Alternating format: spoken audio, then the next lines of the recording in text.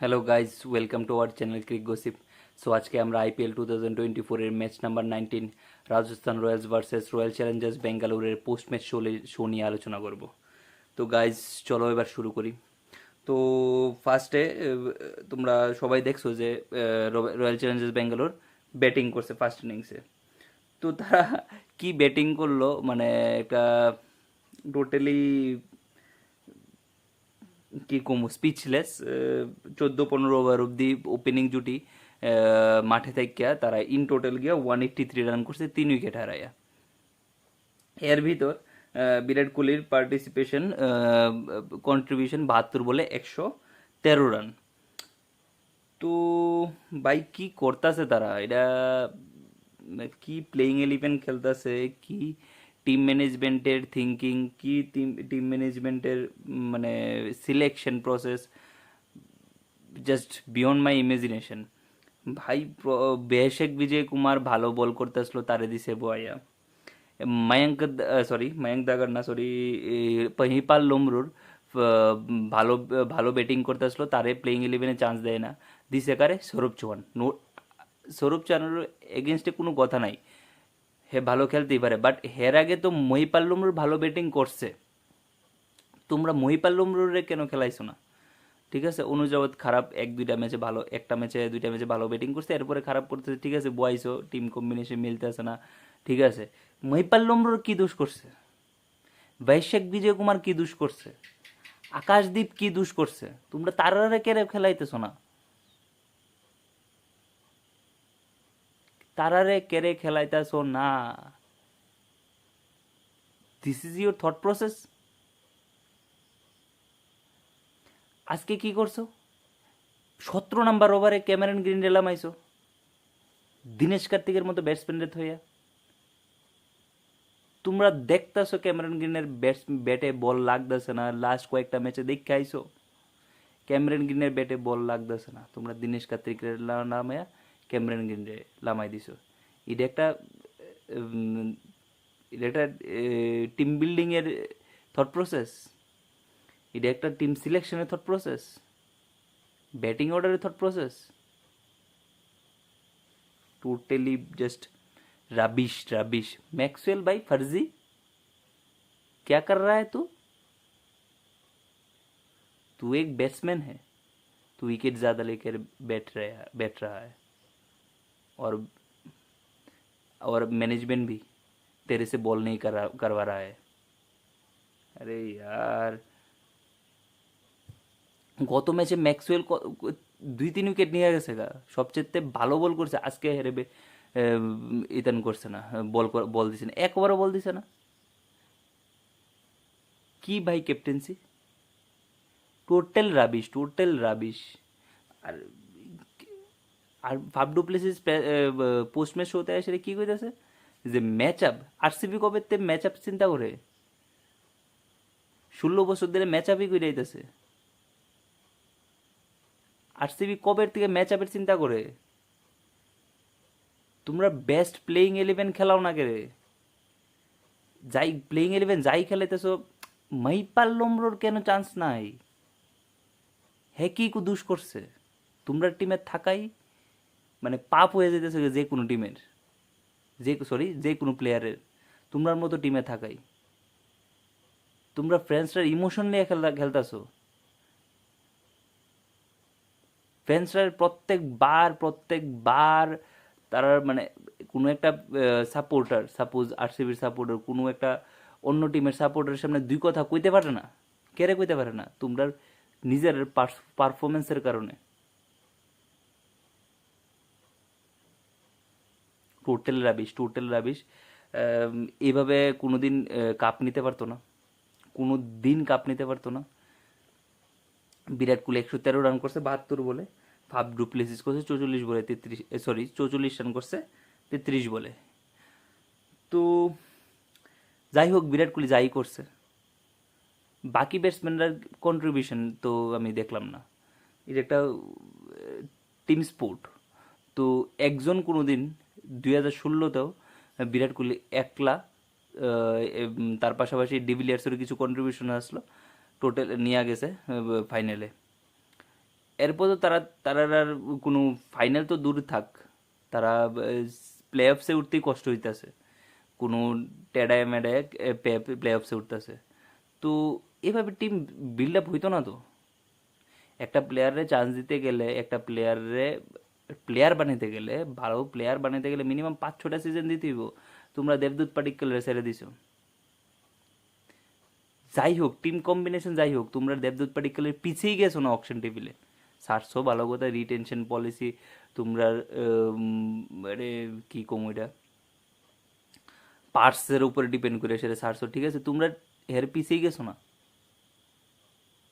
বিরাট কোহলি একলা 4,000-5,000 রান আছে এই ফ্র্যাঞ্চাইজির লিগে, আর বাকি মানে সেকেন্ড হাইয়েস্ট কেরা রাহুল দ্রাবিড় 893 অ্যারাউন্ড ফিগার এরকম 800 সামথিং। আর বাকি অন্য কোনো প্লেয়ারের কিছুই নেই, কিছু প্লেয়ার নাই। তো তোমরা ইন্ডিয়ান প্লেয়ারের উপরে ইনভেস্টমেন্টই নেই, তো কীভাবে জিতবো? ম্যাক্সওয়েল কি করতেছে? ক্যামেরন গ্রিন কি করতেছে? ভাই ক্যামেরন গ্রিন, তুই যাই গিয়া, তোর দ্বারা খেলা হইতো না। আর ম্যাক্সওয়েল, তুইও যাই গিয়া অস্ট্রেলিয়া, তোর দ্বারাও খেলা হইতো না। কি করতেছস তুই? আবার সেই আগের ফর্মে আয় পড়ছত, যাও ভাবছিল আরসিবি মিডল অর্ডারে তোরে দিয়ে খেলাইব, তুই কিতা করতেছত? কিতা করতেছত? তোর ব্যাটিং স্টান্স আজকে বল চোখ বুঝা করিলে বল বেটা লেগে যাবো গা, চোখ বুঝা করিলে টোটাল রাবিশ, টোটাল রাবিশ। এভাবে কোনোদিনই কাপ নিতে পারতো না, টিমই বিল্ড আপ হইতো না। ফার্স্ট অফ অল তারা অকশন টেবিলে হারে, তো তারা টিম কাপ কেমনে নিব? কাপ কিভাবে নিব অকশন টেবিলে যদি হাইরা জায়গা? এইভাবে টিম বিল্ড আপ হইতো না। একজন মানে পাড়ার যে ছোট ছোট বাচ্চারা কইতে পারে কোন জায়গায় কোন প্লেয়ারটা কিভাবে তারা পিক আপ করতে, অন্য অন্য টিম পিক আপ করতেছে, আর তোমরা কি পিক আপ করতেছো?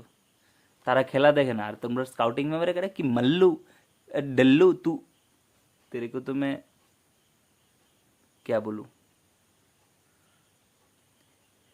ফার্স্ট অফ অল ক্রিকেটে, ক্রিকেট কোচিং যে কোচিং আগে মানে কোচিং ডিপার্টমেন্টটা আগে নিজের এক্সপিরিয়েন্স হইতে হইব। মল্লুর কি ট্র্যাক রেকর্ড আছে আমি কইতে পারি না।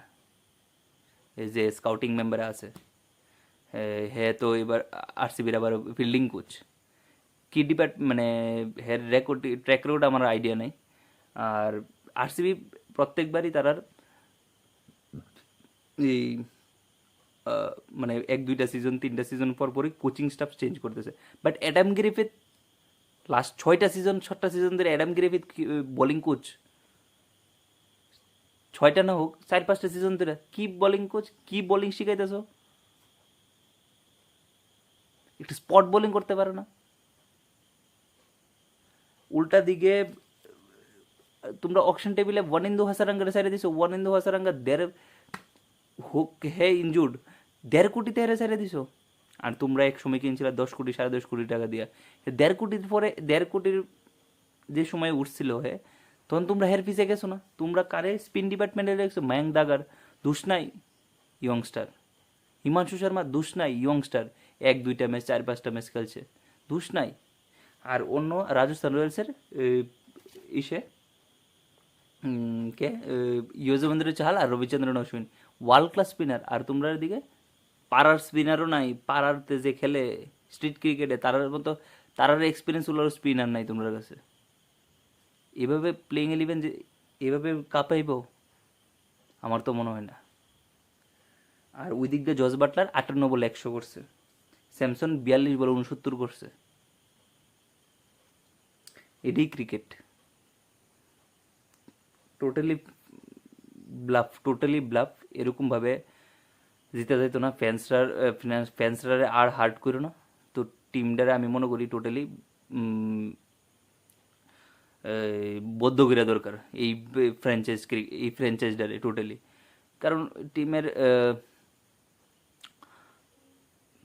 কি কম কিছু কোয়ার নাই, আর আমার এনার্জি নাই কোয়ার মতো আর কিছু। তো প্রত্যেকবারই ডিসহার্টেন হইতেছি, প্রত্যেকবারই হার্ট ব্রোকেন হইতেছে। তো আমি আরসিবির যারা সাপোর্টার তারা সবাই আমি করজোরে বিনোদন করুম যে কেউ সাপোর্ট করো না এই টিমটারে, শুধু শুধু সাপোর্ট করে কোনো লাভ নাই, তোমরা নিজেরাই ডিসহার্টেন হইবা। আমি বিরাট কোহলির ফ্যান, বিরাট কোহলি অ্যাডমায়ার করি দিকে আরসিবির মতো টিমরে সাপোর্ট করি।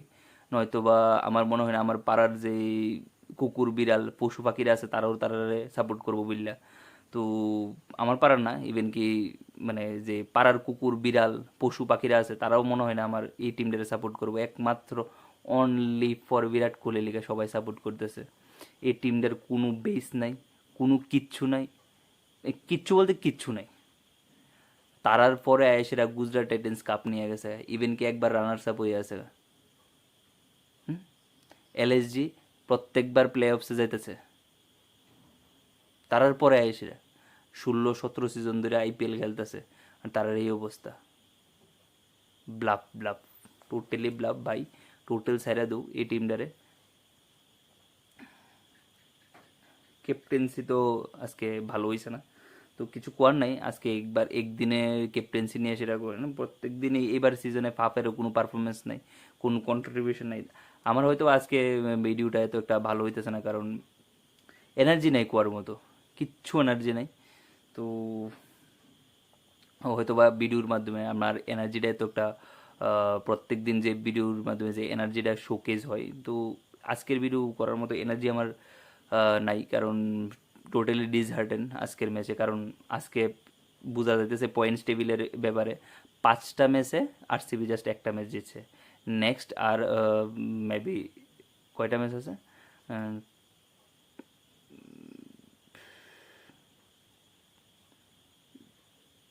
আর 7-8টা ম্যাচ আছে। তো 7-8টা ম্যাচে প্রায় 6-7টা ম্যাচ জিততে হইব, মানে সরি 8টার মতো ম্যাচ আছে, 8টা বা 9টার মতো ম্যাচ আছে। তো 6-7টা ম্যাচ জিততে হইব, তাইলেই তারা কোয়ালিফাই করতে হবে। তো আমার মনে হয় না তারা কোয়ালিফাই করবো।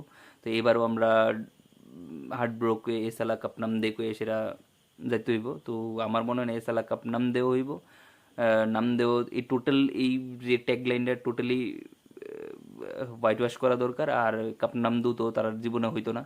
তো এসালা কাপ নামদের জায়গায় আমি মনে করি ইহ জীবনে কাপ নাম দে হইব না, বুঝলি?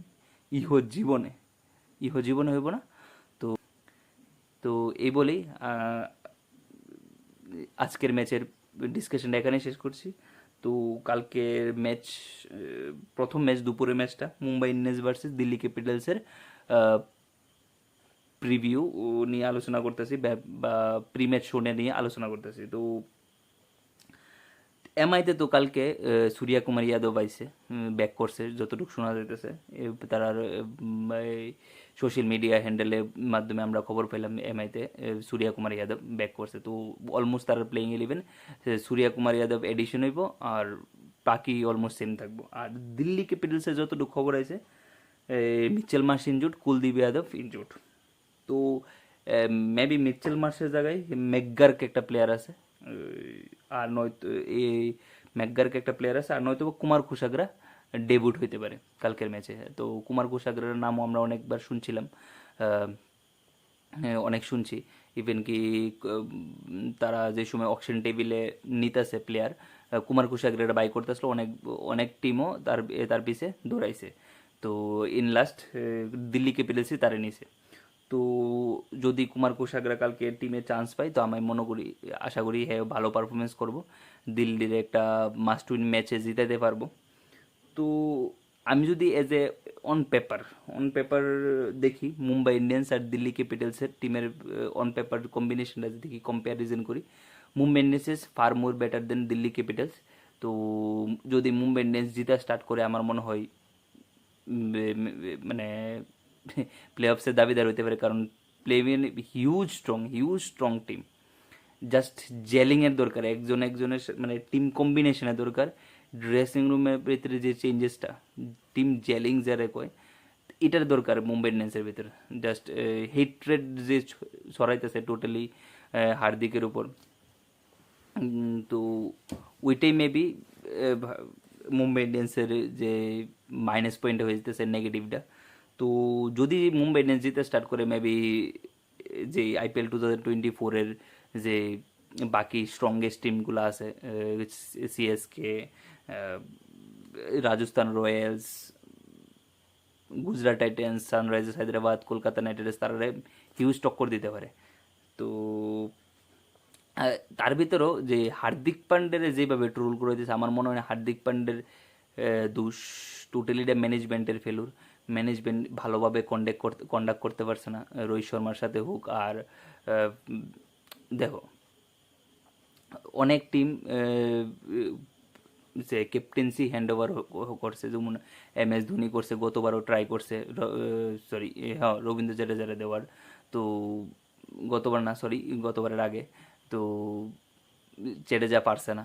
তো এবার ঋতুরাজ গাইকোয়াড়ও ভালোভাবে একটা ট্রান্সফার করছে। ইভেন কি আরেকটা টিম যেভাবে বেঙ্গালুর, যেভাবে বিরাট কোহলি নিজের ক্যাপ্টেন্সিটা সাইরা দিছে, সাইরা সেরা ও মানে টোটালি ফ্র্যাঞ্চাইজ ক্রিকেটের ক্যাপ্টেন্সিটা ছেড়ে দিছে, অন্য একটা টিমের অন্য একটা প্লেয়ারের ক্যাপ্টেন্সির হ্যান্ড ওভার করছে।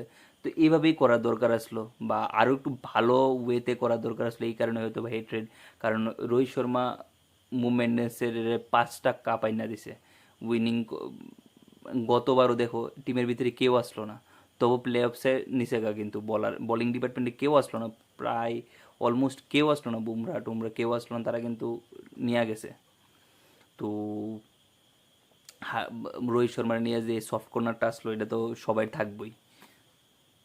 অন পেপার যদি আলোচনা করি, Mumbai Indians far more strongest team then DC। তো দেখা যাক কালকে কে জিতবো। তো আমি তো মনে করি মুম্বাই ইন্ডিয়ান্সই জিতবো। তো এই ভিডিওটা এখানেই শেষ করছি। আশা করি তোমাদের ভিডিওটা ভালো লাগবে। ঠিক এমনভাবেই বাকি টিমগুলো সম্পর্কে জানতে আমাদের YouTube channel Crick gossip subscribe করুন। তার পাশাপাশি লাইক এবং কমেন্ট করে আপনাদের মতামত জানান। থ্যাংক ইউ, গুড নাইট, শুভরাত্রি।